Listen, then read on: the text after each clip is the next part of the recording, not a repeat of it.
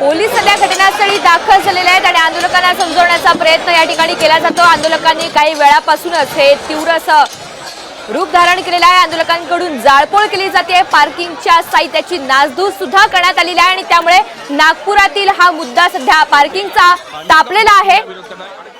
यावेळी पार्किंगच्या साहित्याची तोडफोड करण्यात आली आहे। सध्या पोलीस घटनास्थळी दाखल झालेले असून इथे बातचीत केली जाते, आंदोलकांना समजवण्याचा प्रयत्न केला जातो आणि हिंसक वळण कुठेतरी लागलेलं आहे। या सगळ्या आंदोलनाला नागपूरचे पोलीस कमिशनर दीक्षाभूमीवर सध्या पोहोचलेले आहेत। दीक्षाभूमीवर हे हिंसक असं आंदोलन सुरू आहे आणि त्याचमुळे पोलीस सुद्धा स्वतः घटनास्थळी पोहोचलेले आहेत। अंडरग्राउंड पार्किंगला विरोध करणार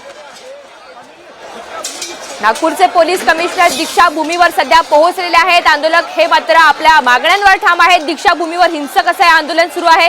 विविध नेत्यांच्या प्रतिक्रिया सुद्धा आपण पाहिलेल्या आहेत। तर नागपूरचे माजी पालकमंत्री आणि काँग्रेसचे आमदार नितीन राऊत यांनी या संदर्भातला मुद्दा विधानसभेमध्ये सुद्धा मांडलेला होता आणि हे बांधकाम तात्काळ थांबवण्यात यावं अशी थेट त्यांनी मागणी सुद्धा केली आहे। या सगळ्या संदर्भात आता सरकार प्रशासन नेमकं काय निर्णय घेतं, चर्चेतून मार्ग काढतं का, हे पाहणं सुद्धा अत्यंत महत्त्वाचं असणार आहे। सध्या पोलिसांकडून बातचीत केली जाते, इथला आढावा घेतला जातोय आणि आंदोलकांना समजवण्याचा सुद्धा प्रयत्न केला जातोय। दीक्षाभूमीमधील या पार्किंगला तीव्र असा विरोध सध्या दर्शवला जातोय।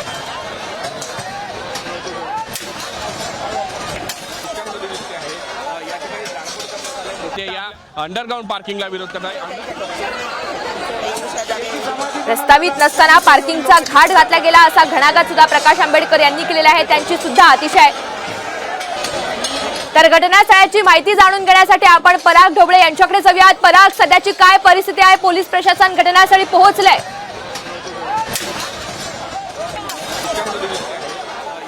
ऋतुजा, नक्कीच आपण दृश्यांमध्ये पाहू शकतो मोठ्या संख्येने जे आहे भीम अनुयायी आहे त्यांना समजावण्यासाठी पोलीस आयुक्त रवींद्र कुमार सिंगल जे आहे ते स्वतः आपल्या पोलीस प्रशासनाच्या अधिकाऱ्यांसोबत जे आहे दाखल झालेले आहे आणि कार्यकर्ते जे आहे इथे बौद्ध आहे त्यांना समजावून सांगण्यासाठी एक ठराविक ठिकाण ते शोधते आहे, जेणेकरून या सगळ्यांच्या ज्या भावना आहे त्यांना समजावून सांगता येईल आणि जे काही आता तोडफोड जी आहे ती थांबवली गेली पाहिजे आणि त्यांना सगळी समजूत सांगून प्रशासनाची जी बाजू आहे ती सुद्धा मांडण्याचा जो प्रयत्न आहे ते पोलीस करणार आहे। आपण दृश्यांमध्ये पाहू शकतो मोठ्या प्रमाणात तिकडे जी गर्दी दिसते आहे त्याच ठिकाणी जे आहे पोलीस आयुक्त आपल्या पोलीस प्रशासनाच्या अधिकाऱ्यांसोबत जे आहे पाहणी करताना आपल्याला दिसून येत आहे।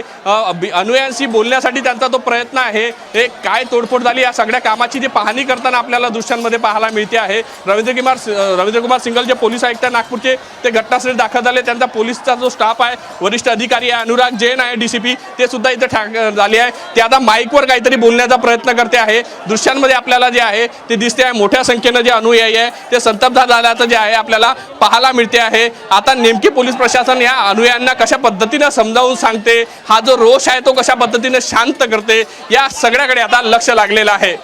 पराग, खरं तर तिथे पोहोचलेल्या अनुयायांची संख्या खूप मोठी आहे आणि त्याच्यामुळे प्रशासनासोबत बातचीत करण्यासाठी, पोलिसांसोबत बातचीत करण्यासाठी नेमकं कोण जाणार आहे? कारण विविध संघटनांचे कार्यकर्ते आणि आंदोलक यामध्ये सहभागी झालेत।